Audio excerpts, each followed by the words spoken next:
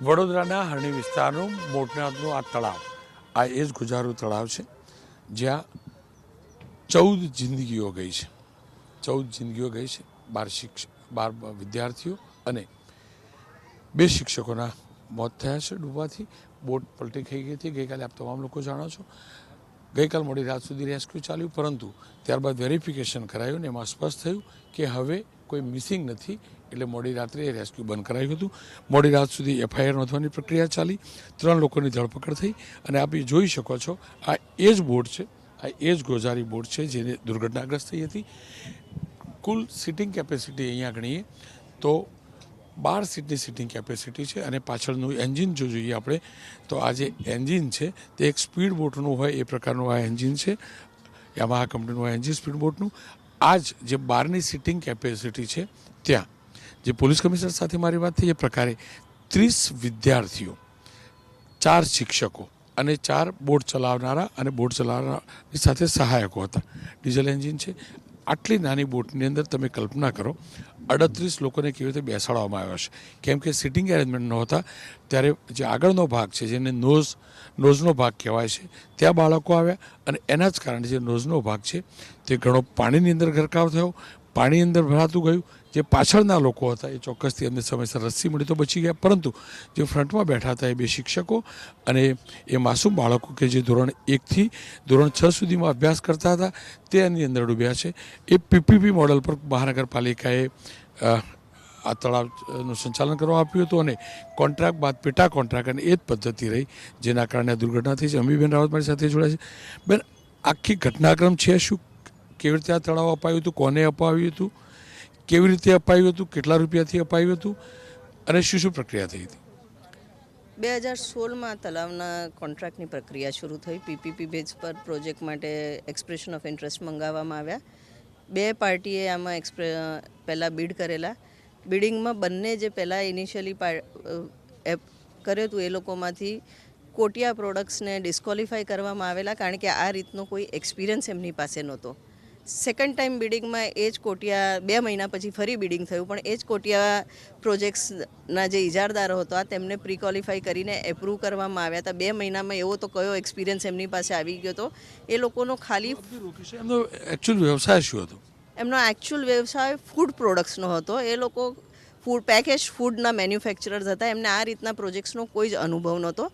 ત્યારે as a councillor અમે આ વાતનો વિરોધ કરેલો અને વિરોધ કર્યા પછી ફરીથી ટેન્ડર્સ રીઇન્વાઇટ થયા અને પછી જોઈન્ટ વેન્ચરમાં વડોદરા શહેરના પૂર્વ જે ટાઉન પ્લાનિંગ ઓફિસર છે ગોપાલભાઈ શાહ અને એ લોકોના ગ્રુપ સાથે જોઈન્ટ વેન્ચર થયું. જોઈન્ટ વેન્ચર કરીને એ લોકોએ આ પ્રોજેક્ટ ફરીથી એપ્રૂવ કરાવ્યો. જોઈન્ટ વેન્ચરની વાત કરો છો, ગોપાલભાઈ શાહ ટાઉન પ્લાનર પૂર્વ, શું એ જે જેવી થયું એમાં પાર્ટનર છે ઓફિશિયલી જેવીમાં એ લોકોએ ટેકનિકલ એક્સપર્ટ્સ તરીકે પાર્ટનરશિપ લીધી અને આઈ થિંક પરેશભાઈ શાહને એ જ ગ્રુપ જે અત્યારે પરેશભાઈ શાહની વાત કરીએ છીએ જે વીવાયઓના પ્રેસિડેન્ટ બી છે એ તમામ ગ્રુપ સાથે જેવી કરીને આ પ્રોજેક્ટ એક્ઝિક્યુટ કરવામાં આવ્યો.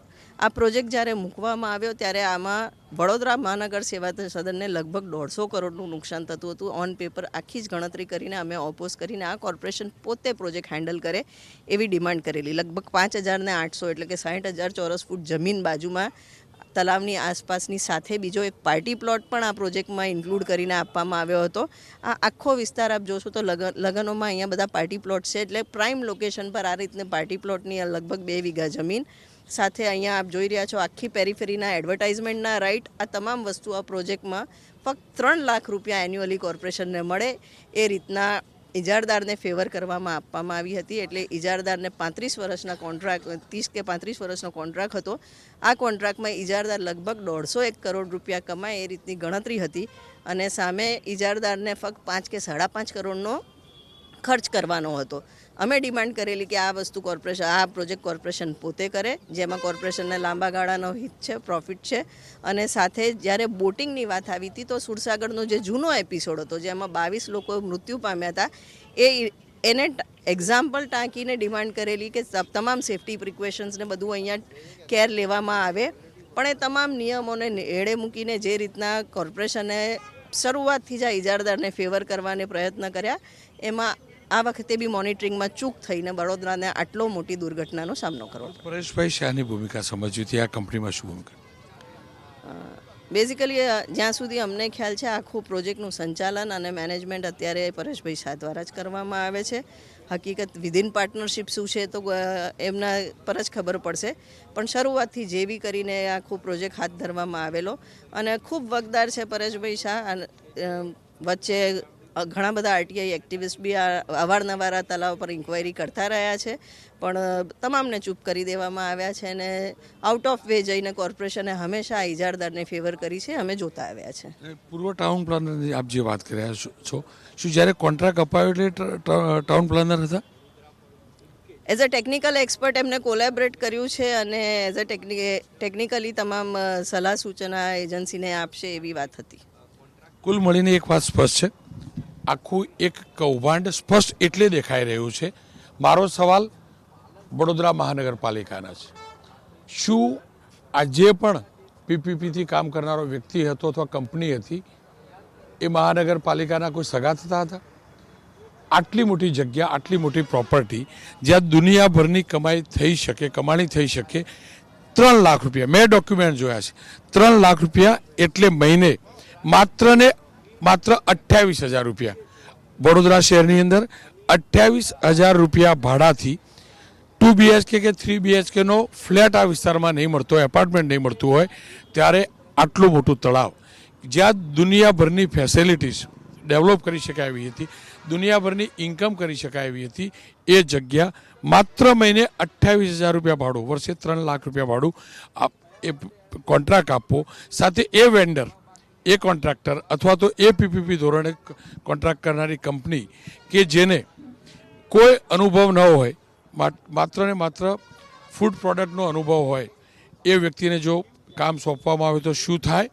લોકોની જિંદગી જાય, નિર્દોષ લોકોની જિંદગી જાય. અને જાણકારી એ પણ છે કે આ બોટનું જે બોટિંગ કરાવનારો વ્યક્તિ હતો એ ભેળ વેચનાર વ્યક્તિ હતો, કોઈ ટ્રેન્ડ વ્યક્તિ નહોતો.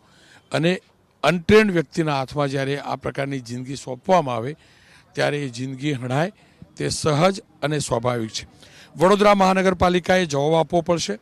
માત્ર અત્યારના જ સંચાલકો વડોદરા મહાનગરપાલિકાના પદાધિકારીઓ, અધિકારીઓ નહીં, જે તે સમયે 2016-17માં જ્યારે આ કોન્ટ્રાક્ટ અપાયો એમને જવાબ આપવો પડશે કે એવો તો શું પ્રેમ ઉપજ્યો હતો કે આટલી મોટી પ્રોપર્ટી માત્ર ને માત્ર 3 લાખ રૂપિયા વાર્ષિક એટલે કે મહિને માત્ર 28,000 રૂપિયા મહિને ભાડું આપવામાં આવ્યું. કદાચ સુલભ શૌચાલય જે હશે ને એ પણ આના કરતાં વધુ ઇન્કમ કરી આપતું હશે કોર્પોરેશનની, જે ભાડેથી આપતા નથી જાણતો, પરંતુ 28,000 રૂપિયા એટલે મામૂલી ભાડું ગણાય. અને એ ભાડાની અંદર આટલું મોટું તળાવ આપવું જેની અંદર દુનિયાભરની એક્ટિવિટીએ કરી શકે. કોઈ પણ પાર્ક ડેવલપ કરવો હોય, કોઈ પણ લેક અને પાર્ક ડેવલપ કરવો હોય તો કેટલું મોટું રોકાણ થાય આપણે સમજી શકીએ છીએ. એમ્યુઝમ પાર્ક જે પણ કંપનીઓ કરતી છે જાણે છે. જગ્યાનું રોકાણ સૌથી મોટું હોય છે અને આ મોખાની જગ્યાએ આ પ્રકારે આ જગ્યા ફાળવવામાં આવી. ખેર, તમામ મૃતદેહને એમના પરિવારોને સોંપવામાં આવી રહ્યા છે. અહીંયા હવે કોઈ ફસાયેલું હોય એવા કોઈ સમાચાર નથી. ફાયર બ્રિગેડની ટીમ ચોક્કસથી અહીંયા છે, ફાયર બ્રિગેડની ટીમ પણ છે, સાથે પોલીસની પણ અહીંયા રખાઈ છે, પરંતુ એ સુરક્ષાના ભાગરૂપ કરાઈ છે. વહેલી સવારથી જ કૌતૂહલના વશ નાગરિકો અહીંયા પહોંચ્યા છે, પણ એ વાત માનવી પડશે. એ હકીકત છે કે વડોદરા મહાનગરપાલિકાની ઘોર બેદરકારી અને જે તે અધિકારીઓ અથવા જે તે પદાધિકારીઓની રૂપિયા કમાવાની લાલચ, રૂપિયા ઘર ભેગા કરવાની લાલચ, પીપીપી ધોરણે કોઈ પણ સંપત્તિ વિચાર્યા વગર આપી દેવાની આદત. અને જો અમીબેન રાવત કહેતા હતા એમ કોઈ પૂર્વ અધિકારી આના કન્સલ્ટન્ટ હોય અથવા જોડાયેલા હોય તો એનાથી વધુ ખરાબ કશું ન હોઈ શકે. મહાનગરપાલિકાની પોતે એ અધિકારી, પૂર્વ અધિકારી વિરુદ્ધ ફરિયાદ નોંધાવવાની ફરજ છે અને આશા રાખું એ પૂર્વ અધિકારી ઉપર જબરજસ્ત કાર્યવાહી થાય. કારણ કે જો કોઈ દોષી હોય અને જે અમીબેન કહેતા હતા એ પ્રકારનો હોય તો દોષી એ પૂર્વ અધિકારી ગણવો જોઈએ. કારણ કે એના મેળા પીપળામાં જ આ વહેવટ થયો હશે. એ પૂર્વ અધિકારીએ મારી ઉપર કેસ કરવા તો કરે. જો અમીબેન કહેતા હોય વાત સાચી હોય તો આખા કાંડનો, આખા મૃત્યુકાંડનો કોઈ પાપી હોય તો એ પૂર્વ અધિકારી છે જેને આ પીપીપી ધોરણે કામ કરતી કંપની સાથે જોઈન્ટ વેન્ચર કર્યું. કમલેશભાઈ પટેલ સાથે રોનક પટેલ, એબીપી અસ્મિતા, વડોદરા.